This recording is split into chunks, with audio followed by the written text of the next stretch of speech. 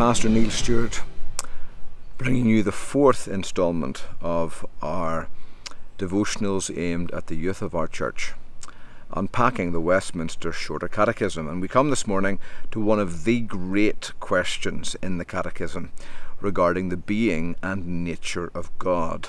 And the question simply is, what is God? Remember, yesterday we dealt with the Scriptures. Their principal role is to teach us what man is to believe concerning God and what duty God requires of us. Well, today the Catechism asks the next question. What is God? And the story behind this Catechism question is an interesting one. Apparently, when the ministers were praying and working through the answers to these questions, they were spending some time in prayer regarding the framing of this most vital question. And this young minister, the youngest man actually present at the assembly, George Gillespie, he stood up to pray and he said, "O God, you're a spirit, infinite, eternal and unchangeable in your being, wisdom, power, holiness, justice, goodness and truth." And the men were so impressed by that summary, somebody grabbed a pen, wrote it down, and it's been inscribed in memorial in our catechism to this day.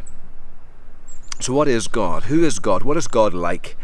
And the catechism tells us God is infinite and eternal and unchangeable. He is infinite. He is boundless. There are no limits to the perfections of God. They go on and on and on and on forever. Limitless in his perfections. He's infinite. He's eternal. He neither had beginning, nor shall he have an end.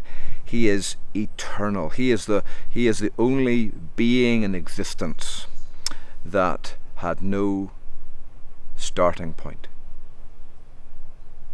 He's always been there, and he always will be there.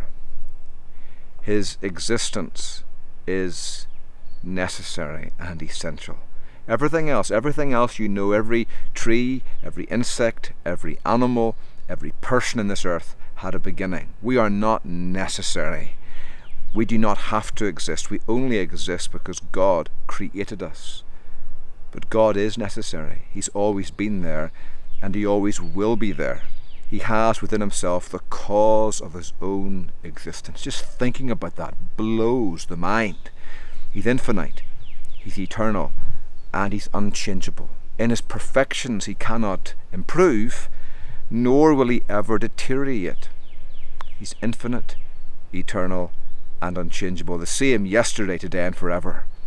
And so the Catechism goes on, though. He's not just infinite, eternal, and unchangeable, but he's infinite, eternal, and unchangeable in his being. And he's infinite and eternal and unchangeable in his wisdom. And he's infinite and he's eternal and unchangeable in his power.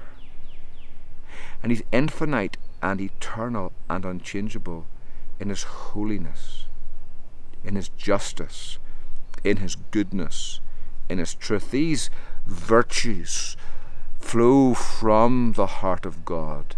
They describe who he is and what he is like. He is wisdom, and he is power, and he is justice, he is holiness, he is goodness, he is truth. And he is so limitlessly and eternally and unchangeably. And so right there we realize this God is worth knowing.